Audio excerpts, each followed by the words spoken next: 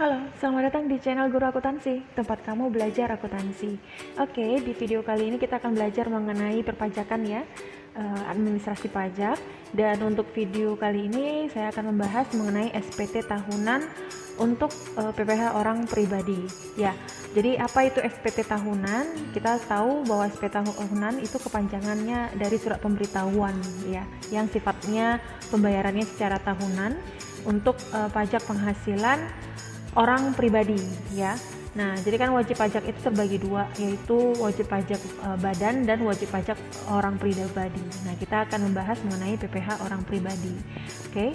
Nah, di video kali ini saya akan menjelaskan secara singkat mengenai SPT penghasilan ya, penghasilan dari yang akan kita isi nanti ke dalam surat pemberitahuan tahunan ya. Nah, yang pertama saya akan membahas mengenai jenis-jenis penghasilan wajib pajak orang pribadi yang dihitung dan untuk dimasukkan ke dalam SPT tahunan. Kemudian kita juga harus mengetahui jenis-jenis formulir dari SPT tahunan, karena itu ada beberapa tergantung dipengaruhi gitu ya dari besaran jumlah pajak penghasilan ya, jenis penghasilan yang diterima oleh orang pribadi. Oke. Nah, kita mulai dari yang pertama, yaitu kita akan membahas mengenai jenis-jenis penghasilan untuk wajib pajak orang pribadi ya.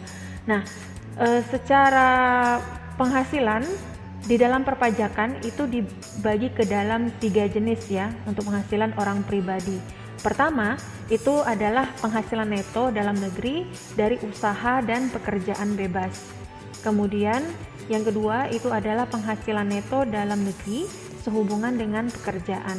Kemudian jenis yang ketiga itu adalah penghasilan neto dalam negeri lainnya, tidak termasuk final di sini ya, yaitu yang berkaitan dengan PPh dengan tarif final.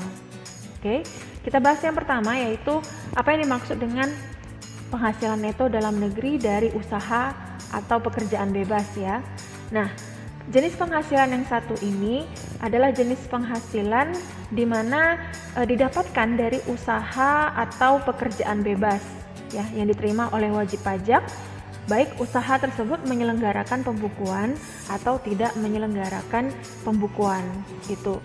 Nah, jadi di sini artinya wajib pajak yang memiliki usaha bebas ini artinya bisa jadi dia memiliki, bukan bisa jadi ya, maksudnya si wajib pajak orang pribadi ini memiliki usaha tersendiri ya, dia membuka usaha sendiri ya, jadi artinya dia memiliki pekerjaan bebas gitu ya, dimana misalkan contoh usaha-usaha yang didirikan itu bisa saja misalkan jasa sewa gitu ya, sewa mobil atau sewa kendaraan atau sewa bangunan, atau mungkin praktik-praktik ya, praktik dokter, pengacara ya, yang intinya seseorang tersebut, wajib pajak orang pribadi ini dia bekerja mandiri sendiri, tidak digaji gitu ya oleh pemberi kerja atau perusahaan yang lainnya. Nah, itu jenis penghasilan yang pertama ya, yaitu penghasilan yang didapat dari pekerjaan bebas ya. Nah, kemudian yang kedua adalah penghasilan neto dalam negeri yang sehubungan dengan pekerjaan. Nah, terkait dengan penghasilan neto yang kedua ini ya, jenis penghasilan yang kedua ini itu ketika si wajib pajak orang pribadi ini adalah bekerja ya di sebuah perusahaan atau di sebuah institusi ya, artinya apakah si orang pribadi ini merupakan pegawai negeri sipil ataukah karyawan swasta. Jadi untuk jenis yang kedua ini maka dia dikatakan memiliki hubungan dan statusnya itu sebagai pekerja. Oke. Kemudian yang ketiga, jenis penghasilan orang pribadi yang ketiga itu adalah penghasilan neto dalam negeri ya, lainnya. Nah, misalkan seperti apa contohnya yang tidak termasuk dari 2 jenis penghasilan yang sebelumnya. Nah, ini misalkan seperti wajib pajak orang pribadi itu mendapatkan bunga, kemudian mendapatkan royalti itu ya, kemudian dividen dari sahamnya, kemudian mendapatkan sewa ya, sewa yang tidak tentu gitu ya, yang tidak teratur ya. Kalau sewa bangunan itu kan teratur ya, jadi sewa-sewa yang sifatnya tidak teratur, nah itu dan penghasilan lainnya yang sehubungan dengan penggunaan harta yang dimiliki oleh orang pribadi. Nah, maka di sini masuk ke dalam jenis penghasilan untuk orang pribadi ya, yang ketiga. Oke. Kita lanjutkan pembahasan kita ya ke yang kedua, yaitu mengenai jenis-jenis formulir SPT tahunan untuk orang pribadi. Nah, apa saja jenis-jenis formulirnya? Maka di sini kita akan membaginya ke dalam 3 jenis juga ya. Jadi ada yang disebut formulir 1770S, kemudian ada yang disebut sebagai formulir 1770S ya. Satu saja S-nya. Kemudian yang ketiga ada formulir 1770 saja. Ya, 1770. Nah, 3 formulir ini tergantung dari jenis penghasilan dan pekerjaan yang dilakukan oleh si wajib pajak orang pribadi ya.